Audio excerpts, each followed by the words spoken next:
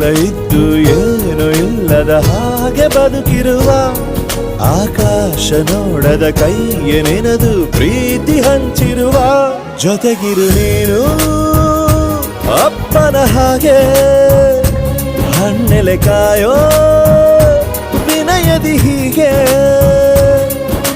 ನಿನ್ನನು ಪಡೆದ ನಾವು ಪುನೀತ ಬಾಳು ನಗು ನಗುತ್ತಾ ಬೊಂಬೆ ಹೇಳುತ್ತೈತೆ ಮತ್ತೆ ಹೇಳುತ್ತೈತೆ ನೀನೇ ರಾಜಕುಮಾರ.